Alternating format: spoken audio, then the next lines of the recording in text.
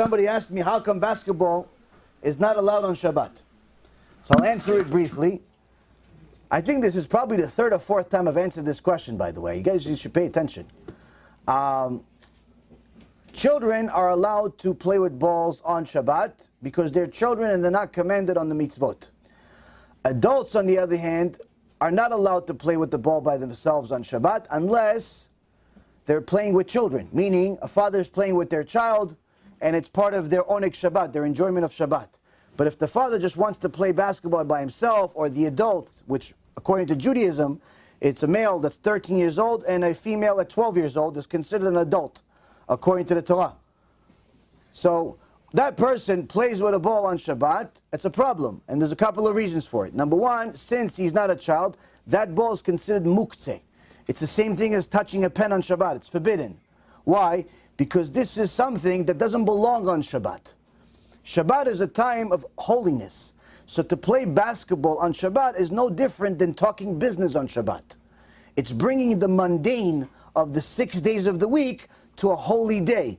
And instead of enjoying the holy day that HaKadosh Baruch Hu created just for you, by talking to Him, by praying to Him, by learning His Torah, what are we doing? We're just making it an off day. We're making it a day off of work, a day off of school. So Hashem obviously doesn't take that lightly, and the prophet Isaiah says to the people of his time that used to simply talk business and mundane things, they're talking about some property that maybe they want to buy, or some property that really looks good, and the prophet Isaiah calls them Mechalei Shabbat. Calls them Mechalei Shabbat. He calls them that as if they drove on Shabbat. Why? How dare you bring the mundane to the holy? So I know that there's going to be plenty of rabbis that play basketball too, unfortunately. But a lot of people have titles of rabbis. Doesn't necessarily mean that they're rabbis. A lot of people have titles of Jews. Doesn't necessarily mean that the Torah calls them Jews. I'm just telling you what the halacha is. You can keep it. You could, not keep it. That's up to you. If you want to go to Gan Eden, I promise you there's no basketball court in heaven. There's no basketball court in heaven, and I promise you there's probably not a single basketball star that ever went to Gan Eden. Why? Because if you're a basketball star, that means that your life is the ball. Your life is the ball. HaKadosh Baruch Hu wants Him to be your life, the Torah to be your life. You have 6 other days to play basketball. You have 6 other days to play soccer. You have 6 other days to play whatever sport or thing that you want to do. Why are you using Shabbat for that? Do you even know what Shabbat is? Do you know that the Chachamim was so careful with Shabbat that when the Gaon Mivilna, when his own mother, just wanted to talk about how things are, how are you doing? He rebuked his own mother. He said, Ima, Shabbat. Meaning, we can't talk about nothing. Everything that comes out of our mouth, the words that come out of our mouth, have to be about Torah. To such an extent that the Chachamim debated among each other, are you even allowed to say Shabbat Shalom on Shabbat? Why? Maybe it's not really the holiest thing to say. But then they said, no, you're allowed. Why are you allowed to say Shabbat Shalom? Now we're going to answer, we're allowed to say Shabbat Shalom to be nice to people. No, it has nothing to do with it. It has nothing to do with being nice to people. You could go like this and be nice to people. Nod. Hey, save a word. Why? Because Shabbat is one name for God, and Shalom is also a name for God. So in essence, you're saying two different names of Hashem, so it's like a mitzvah. That's the reason. The point is, Rabotai, the Chachamim was so careful with Shabbat that they would be scared to touch something that could possibly be muktzeh. To what extent? One time, the Gaon Mivilna, just a couple of 100 years ago, we're talking about our great-great-parents. We're not talking about something from 5,000 years ago. We're not talking about Moshe Rabbeinu. The Gaon Mivilna one time, by accident, touched the peel, the shell of an egg. There was an egg, somebody peeled an egg, and left the peel on the table. Now usually you could take it, once you peel it, you could take it, throw it out, finished. But somebody just left it on the table. So the Gaon Mivilna touched it by accident, not on purpose. As soon as he realized what he's touching, he passed out. Passed out on the floor. Lost consciousness. Start, go, Kvod Harav, please, get up, huh? He got up, he saw the peel again, passed out again. Passed out, mamash, lost consciousness. Got up, they threw some water in his face. Got up again, saw the peel, passed out again. Now it became pikuach nefesh. Why? You start passing out too many times, you could die. So his wife knew what's going on here. No one understood. Why did he pass out? No one knew that he touched the peel. Only his wife realized what happened before he passed out, and she saw the peel on the table.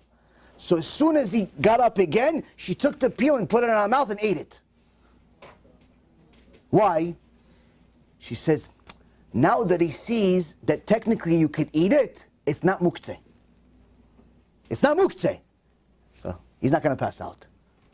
Now technically, the peel, you could have quite a few chachamim that say it's not even muktzeh b'chlal. Quite a few chachamim that tell you it's not even a problem at all.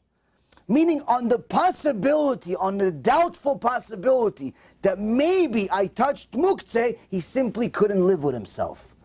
Now let me ask you a question. If he knew so much Torah and he literally couldn't live with himself, touching something that could possibly be muktzeh, possibly.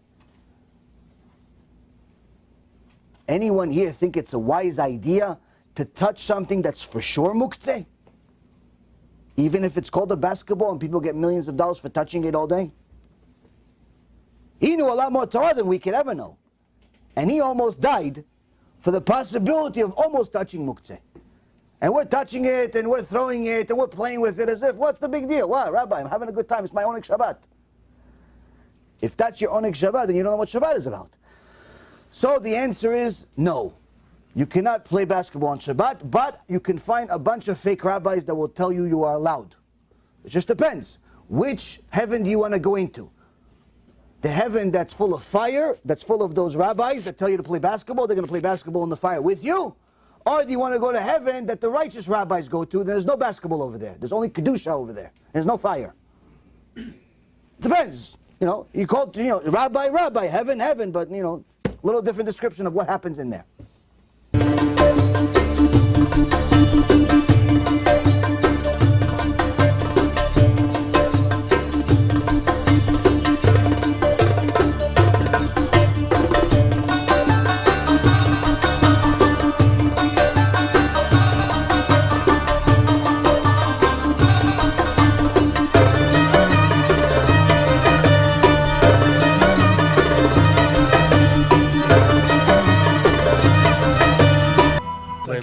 אני מברך את הרבנים, אני מברך את הרבנים, הרב ירון ראובן, הרב אפרים כחלון, ראשי ארגון בעזרת השם, שהלכו בפי עליון, שעלו מעלה, יהיה להם ברכה והצלחה, הקדוש ברוך הוא ימלא בישועות ליבם לטובה ולברכה, שבכל מה שיפנו ישכילו ויצליחו, יזכו לעשות כאלה וכאלה, הודיעו תורה לאדירה, אמן ואמן. בעזרת השם רשת בכל הארץ. הוא היהודי הזה, הוא היה מיליונר, סגר את כל הביזנס, אמר אני משקיע פה בעולמה של תורה. איפה הוא גר? בפלורידה. פלורידה, איפה זה פלורידה? באמריקה. במיימי. כן, ליד. אנחנו שם עכשיו הולכים להקים קהילה ספרדית. חזק אותו בשביל. קהילה ספרדית גדולה. תעביר לו מה שבירכתי אותו. כן, קהילה ספרדית גדולה. כן.